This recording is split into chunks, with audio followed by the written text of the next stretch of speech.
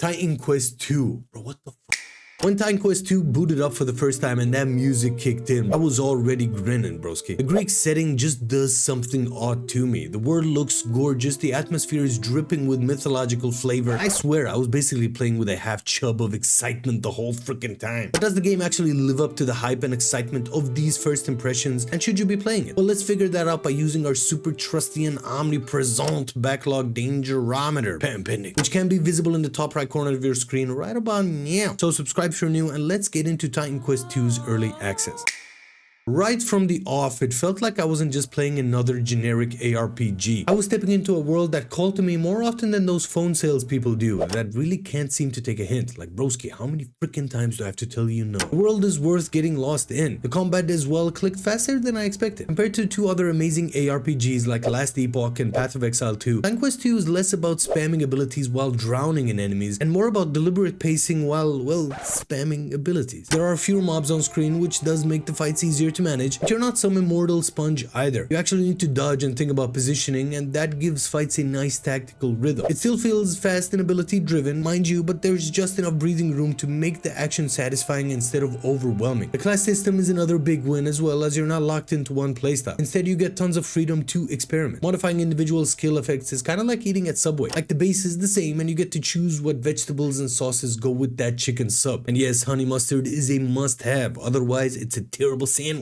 Specking is cheap and easy, which basically invites you to try crazy combos, and you should exactly be doing that, broski, because the abilities themselves are a blast. They hit like a truck, look fancy, and chain together into a rhythm that feels great once you find your groove. Every time I slammed an enemy with a spell or ability, it had that perfect oomph to it, like I'd never really want to be on the receiving end of it. On the flip side, taking damage doesn't feel nearly as polished. More than once, my health just vanished and I died before I actually realized how low it was. For a slower paced ARPG, it feels odd to be this fragile without much warning, and it does break the flow every now and then. Weapons deserve a mention too quickly, because they completely sell the fantasy. Swinging a spear or a sword makes you feel like you've walked out of the movie 300 with no shiny abs and oiled up men though. But you absolutely look and feel like a proper Spartan madman or lady as you beat the ever-loving crap out of the mobs and the odd bosses that, while a little on the simple side for now, still give the game structure, and you've got a foundation that feels really promising. And that's exactly what this game is at this point in time. It's a foundation for something that can be super great. The world itself is full of hidden things and side roads to take that more often than not end up with a chest or some side quest to complete. It felt super nice overall, as it doesn't feel like just a fancy corridor or multiple corridors to run through. Then there's the loot cycle, man. The loot goblin in me fully approves. The drops come at just the right pace, and progression does feel super rewarding. It taps into that addictive ARPG loop of perfectly scratching that itch of loot hunting. Like, I love that feeling when a golden piece of gear drops. Man, it's just so freaking satisfying. Titan Quest 2 is simply fun to play. The combat, the loot, the setting, it all comes together into a loop that makes you want to keep playing. But that brings us to the elephant in the room, which is content. If you push through Act 1, you'll finish it in around 6-ish hours. That sounds painfully short, and it kind of is. But the thing is, this is not a game you should be mainlining. Titan Quest 2 comes alive when you slow down and actually explore. The side content doesn't just add hours, it adds some of the cooler fights and moments in this game. If you ignore it, it feels like the game is super thin. But if you dive into it, you'll see why the world is worth sinking into. That said, even with the side quests, you'll run out of things to do quicker than you'd probably like. The roadmap does promise new content drops every 3 months, which is great, but right now it feels more like a very tasty appetizer than a full meal. I gotta stop talking about food, man. I'm getting hungry. But where are we in terms of Backlog Dangerometer? Well, Titan Quest 2 sits at a 40% danger of ending up in the backlog. The positives easily outweigh the negatives, and there is a very solid base here. As long as you know that you're stepping into something with limited content right now, you'll probably have a great time. It actually reminds me a lot of Baldur's Gate 3 back when it only had one act in early access. People still played it because the potential was obvious, and it was fun to experience that growth over time. Titan Quest 2 feels super similar. Playing it now makes me feel super excited for what's coming, and with every content drop, that backlog danger rating will shrink even further.